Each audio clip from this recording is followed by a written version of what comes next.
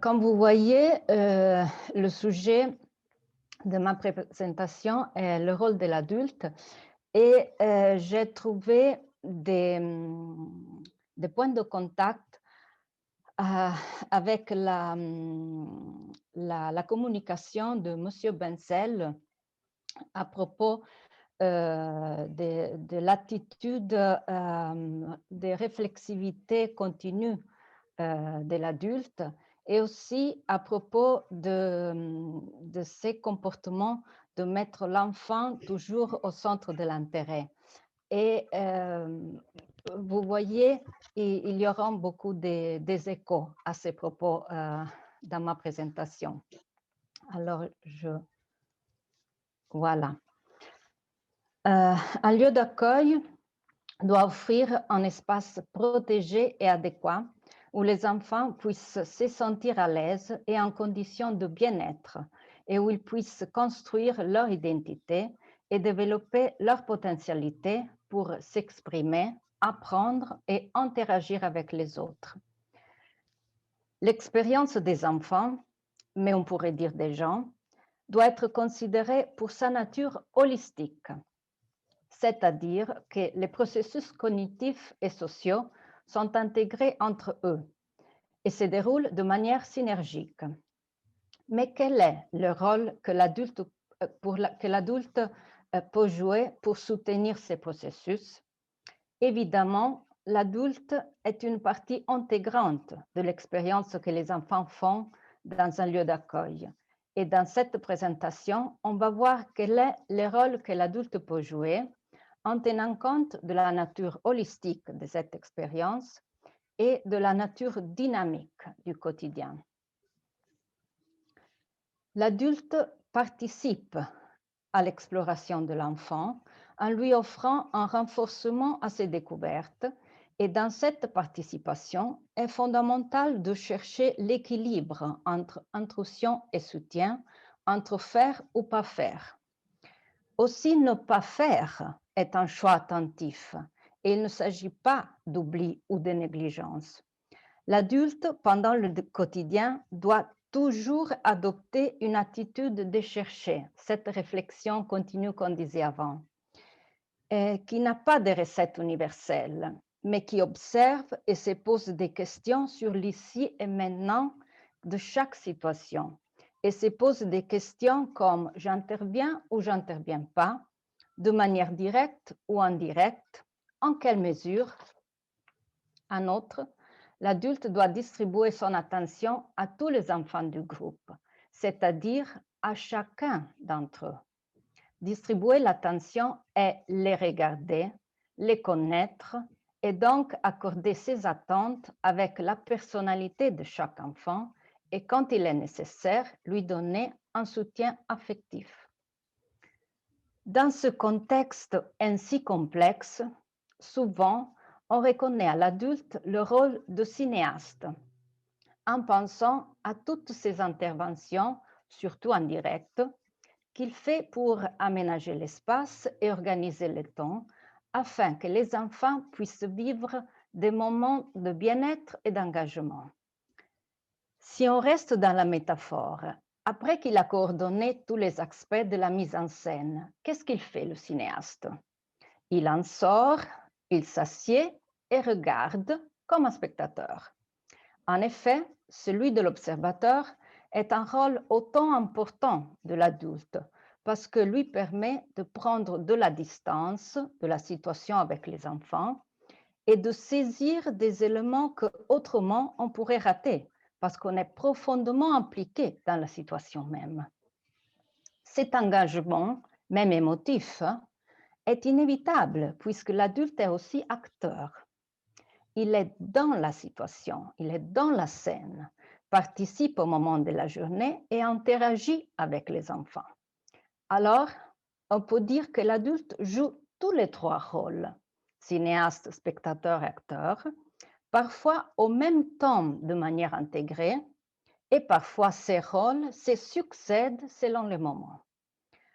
Pendant le déroulement de ces rôles, l'adulte doit connaître les propositions des jeux de l'enfant, y participer activement et l'intégrer. saisir l'idée de l'enfant, la soutenir et la développer, respecter le rythme de l'enfant et son désir de faire ou de ne pas faire, respecter la volonté de l'enfant de considérer ou non les suggestions de l'adulte. L'adulte a un rôle important aussi dans le soutien de la socialité entre enfants. On pourrait dire qu'il fait comme un médiateur pour réaliser un circuit d'attention et d'intérêt réciproque dans le groupe, pour orienter l'attention de l'enfant sur les activités des autres, et pour construire des significations partagées entre les enfants et en soutenir la compréhension.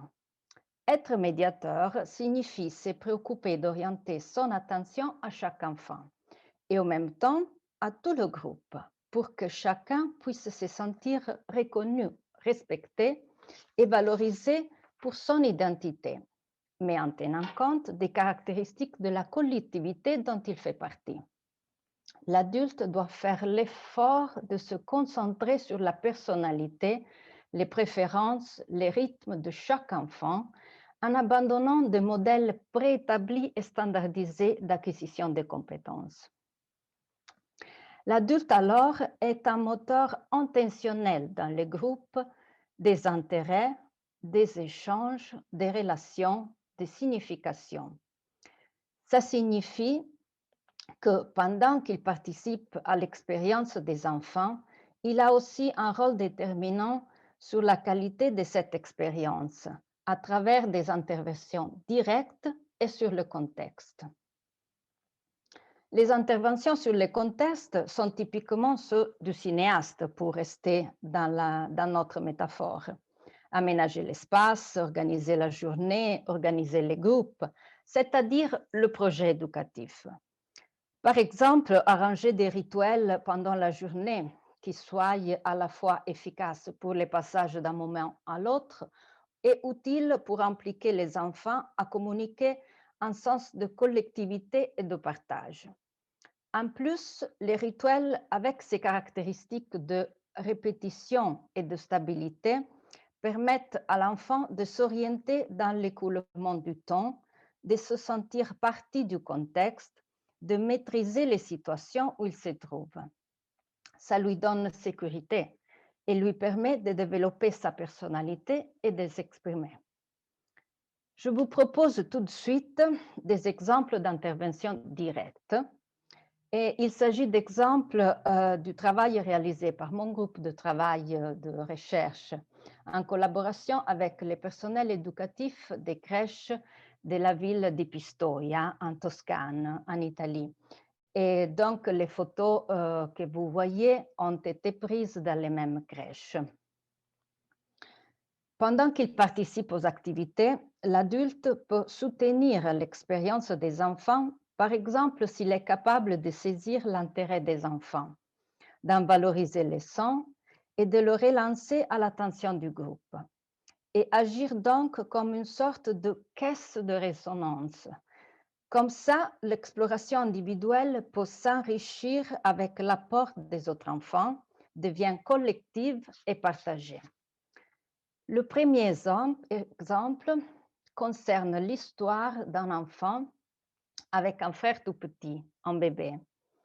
Et puisqu'à la maison, il assistait toujours au moment où le bébé était pesé, il avait développé un grand intérêt envers les numéros et les mesures. Le personnel éducatif a saisi cet intérêt et l'a partagé au groupe des enfants en proposant des occasions pour peser des objets avec différents types de balance et après plusieurs outils pour mesurer. Il s'agit évidemment de notions complexes pour des enfants qui ont environ 24-30 mois. Cependant, ils ont trouvé des stratégies pour mesurer et compter en faisant des tours avec les verres et les biscuits, plus ou moins hautes selon combien d'enfants étaient présents chaque jour. Évidemment, ils sont très charmants, les tours chez les enfants. Si la tour était bien haute, alors ce jour-là, il y avait beaucoup de monde, et vice-versa.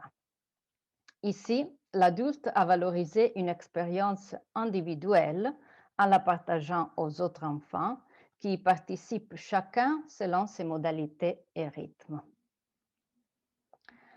Dans le deuxième exemple, on souligne l'importance d'offrir aux enfants des occasions pour explorer différents types de matériaux, à la fois habituels du quotidien et des autres plus rares et inconnus, qui permettent des découvertes extraordinaires. Comme cette strobosphère qui, avec tous ces petits miroirs, permet une exploration exceptionnelle de la lumière, des reflets et les effets sur les surfaces tout autour. Mais pour que des matériaux inhabituels se révèlent fonctionnels aux explorations des enfants, il faut que l'adulte soit capable de choisir les matériaux de manière cohérente avec l'intérêt, les rythmes et les besoins des enfants. En effet, il peut arriver quelquefois que l'adulte fait des choix éducatifs selon ses attentes, avec le risque de conditionner ou empêcher l'expression des enfants et de tomber dans un sentiment de frustration. La frustration n'est pas facile à tolérer par l'adulte quand l'enfant ne répond pas à une de ses suggestions ou quand l'enfant ne veut pas participer à une activité. Mais il faut considérer que l'enfant puisse avoir besoin d'un moment d'intimité, de solitude, de loisirs, créatifs ou non, dont même les adultes parfois ont besoin. Un moment pour recueillir les idées et prendre un nouvel élan. Un rituel du matin est le sujet du dernier exemple. Juste après l'accueil, tous les matins, on change l'eau dans l'aquarium. Et chaque jour est un enfant différent qui le fait, pendant que les autres participent en regardant. Dans ce cas, il est fondamental de penser des stratégies facilitatrices, de manière que l'enfant puisse prévoir une expérience de succès. En effet, c'est une séquence complexe de plusieurs opérations qu'on doit coordonner. En plus, l'enfant fait cette expérience en tant que protagoniste au centre de l'attention du groupe. Alors, l'adulte doit tenir en compte aussi des aspects émotifs qui peuvent influencer les gestes en raison de la nature holistique de chaque expérience, ce qu'on disait au début. Le rôle de l'adulte est ici très délicat. Le soutien se déroule dans le choix des objets adéquats aux habiletés manuelles des enfants, le choix du lieu pour l'aide du groupe qui partage le moment, et le soutien se déroule en accompagnant l'enfant tout au long de l'opération, dans la recherche constante d'équilibre entre faire ou ne pas faire, comme disait avant. Et cette recherche doit ressortir d'une syntonisation que l'adulte réalise envers les enfants avec l'observation, l'écoute, l'attention. Il est important que le personnel éducatif, en tant qu'équipe de travail, puisse sentir soutenue sa professionnalité à travers la réflexion autour des pratiques adoptées.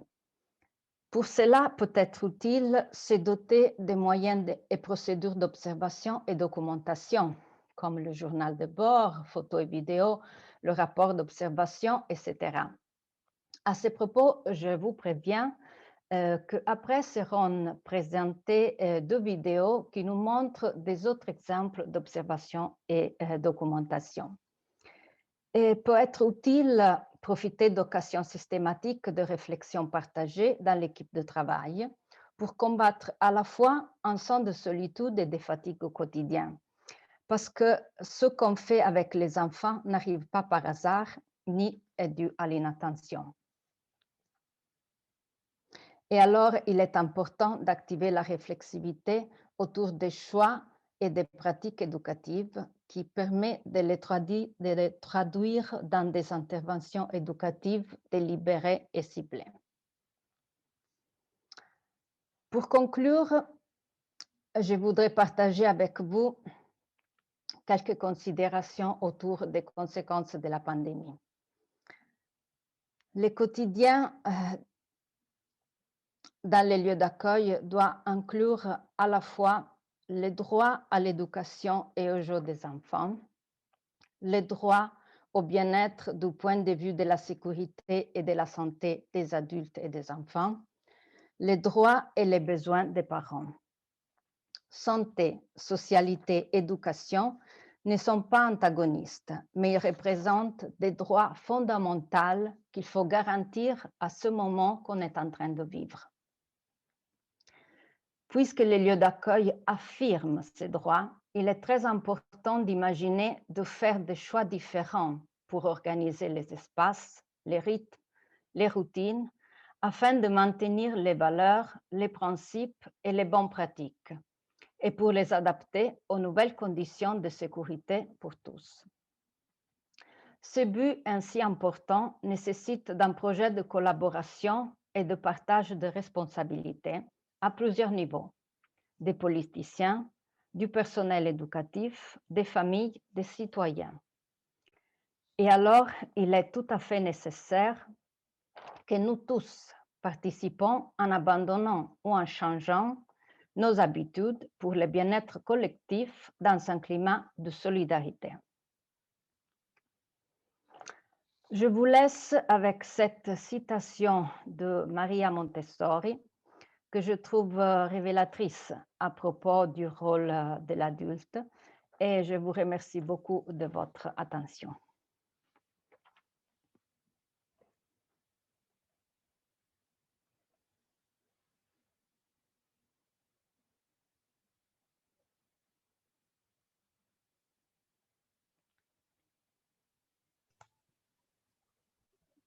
Merci, Madame Di Giandomenico, et on ne vous laisse pas tout de suite.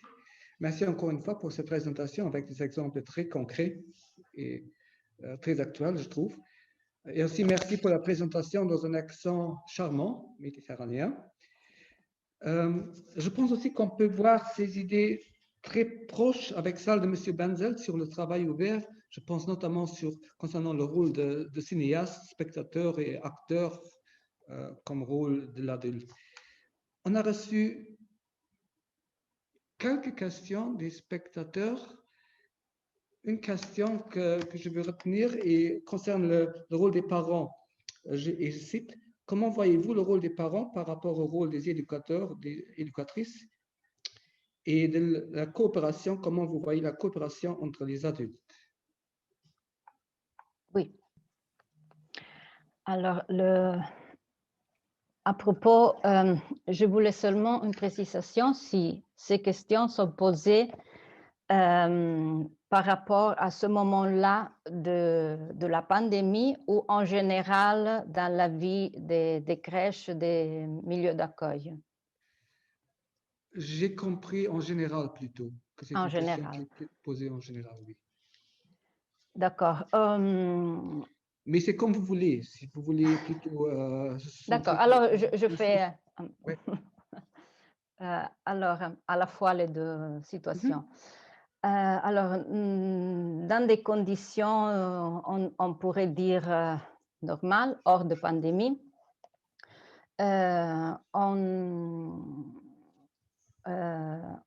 a beaucoup de soins, des relations avec les parents et le soin, la collaboration commence avant de la fréquence des lieux d'accueil. Le départ arrive pendant l'été, avant de fréquenter les lieux d'accueil, quand il y a la première visite au lieu d'accueil. Et on fait des premières rencontres avec les parents pour se connaître. Au début, ça marche, ce sont des rencontres en groupe. Et puis, on va se rencontrer tête à tête. Et on va se connaître toujours mieux. Et puis, il y a le moment où l'enfant commence la fréquentation du milieu d'accueil et ça marche de manière très, très lente, très douce, avec la présence d'un des parents ou d'un adulte de référence important pour l'enfant. En italien, on dit ambientamento. Et il y a, pendant l'année, il y a beaucoup d'occasions de rencontres avec les parents, par groupe de références avec l'éducatrice qui s'occupe de l'enfant, mais aussi des rencontres individuelles avec les parents qui peuvent être organisées par les éducatrices, par le personnel éducatif ou bien demandées par les parents.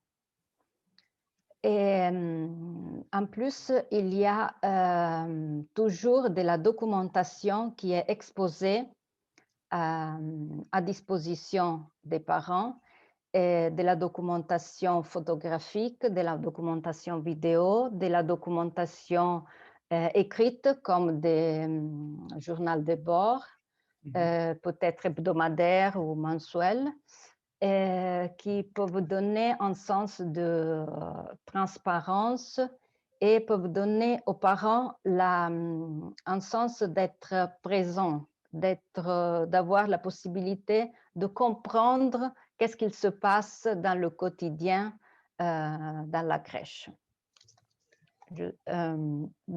Au moment de la pandémie, beaucoup de cette activité ont eu des changements, évidemment, mais le personnel a été très étonné de la réaction des parents qui ont montré beaucoup de gratitude pour les efforts qu'ont vus de la part du personnel éducatif de faire fonctionner, de faire